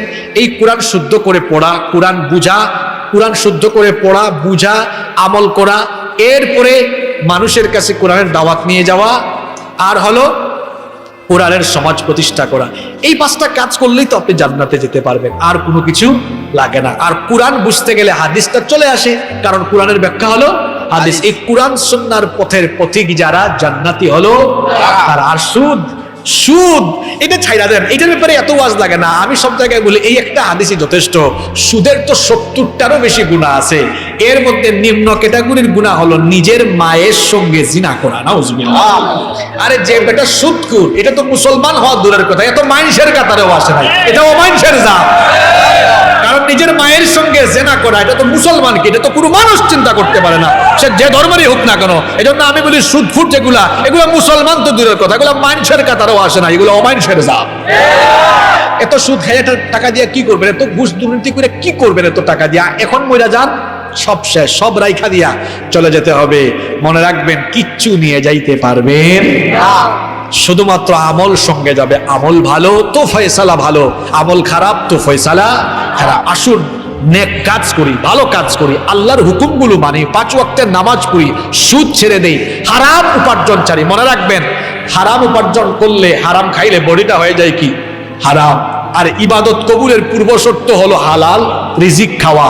যদি হারাম খাইয়া ইবাদত করেন, কোন ইবাদত আল্লাহর কাছে কবুল হবে না। আসুন হারাম খাবো না, হারামে আরাম পাবেন না, অনেক টাকা কামাবেন, কিন্তু আল্লাহ তাআলা এমন এমন বিপদে ফালাইয়া রাখবেন আপনাকে, টাকা এগুলা থাকবে না। হারাম খাইতেছেন তো, হারাম উপার্জন করতেছেন, আল্লাহ আপনার একটা রোগ দিবে, এই রোগের চিকিৎসা বাংলাদেশে হবে না। মাউন্ট এলিজাবেথে আর সিঙ্গাপুরে গিয়া সারাটা জীবন হারাম পথে যত টাকা কামাইছেন এগুলো বিদেশি ফালাইয়া দিয়ে আসতে হবে। অথবা আপনার ঘরের বউ বিপদে পড়বে, আপনার ছেলে মেয়েরা বিপদে পড়বে, মানে হারামে আপনি আরাম পাবেনই না। গতকাল মাহফিলে বলেছিলাম এক চাকরিজীবীর কথা, আমার খুব পরিচিত। এই কথাটা কি বলবো আপনাদেরকে? 1 মিনিটের একটা কিচ্ছা শোনাই, বাস্তব কিচ্ছা। আমি একটা সরকারি অফিসে গিয়েছিলাম আমার নিজেরই প্রয়োজনে। তো আমি যাওয়ার পরে একজন এসে আমার জড়ায় ধরছে, কই হুজুর আপনি এখানে?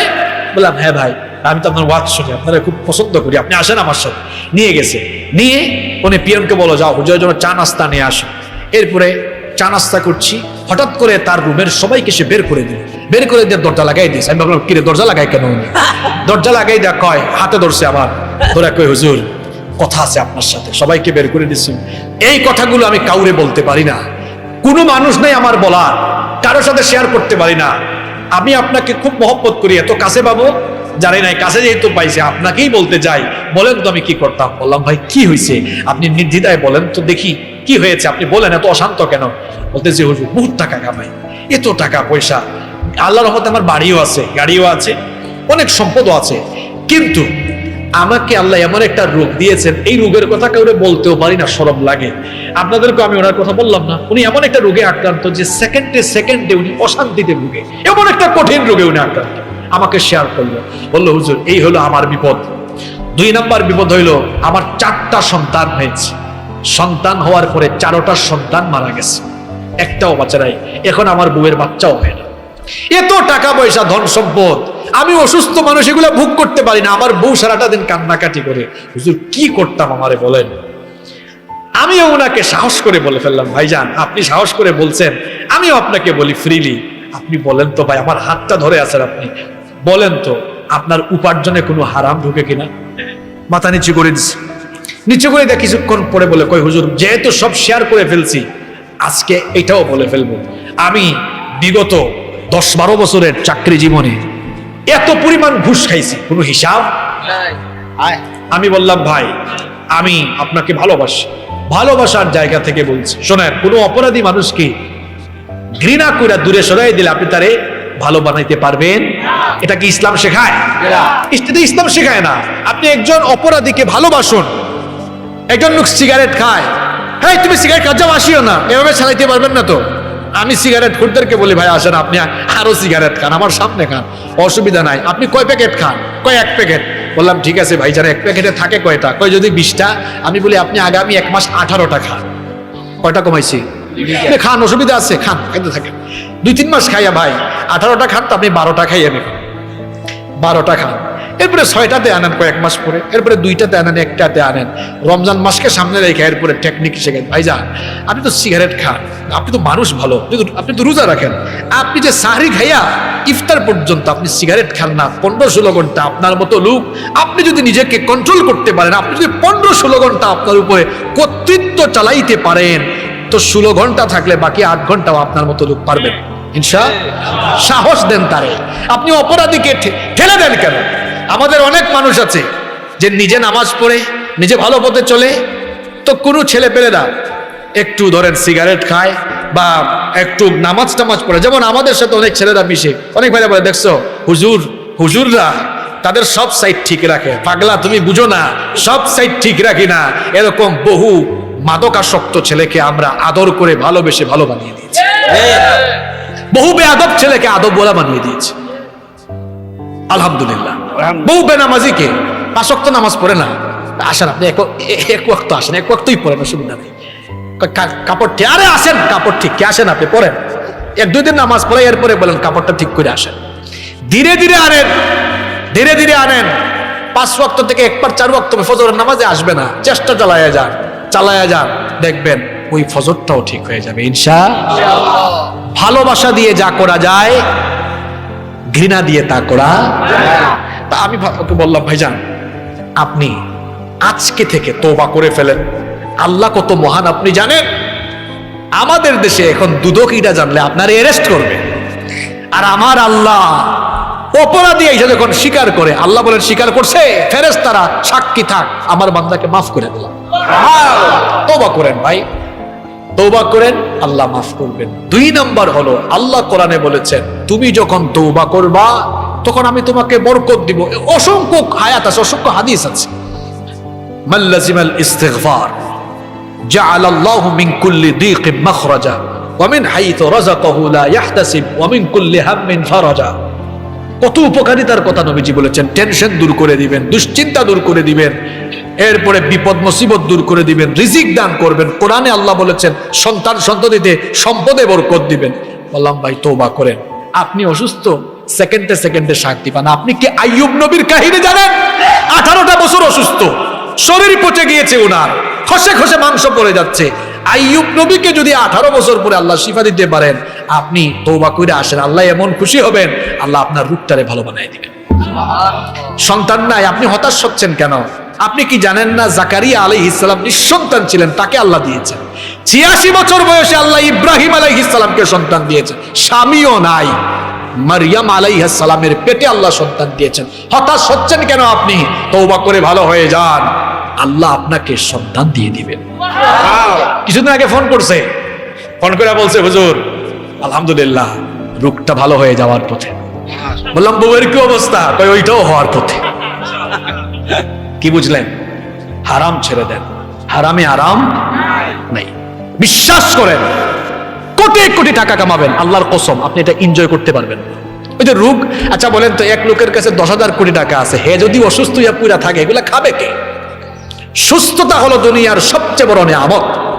এক লোকের কাছে 1000 কোটি টাকা আছে, জিহ্বায় স্বাদ নাই, কারণ রোগাক্রান্ত। রিকশাওয়ালা 200 টাকা কামায়, তার কাছে আলু ভর্তাও স্বাদ লাগে, চিকেনও ভালো লাগে, বিফও ভালো লাগে, তার কাছে বুফে খাওয়া দাওয়া ভালো, জিহ্বা ভালো, তো শরীর ভালো। তো কি বুঝলেন?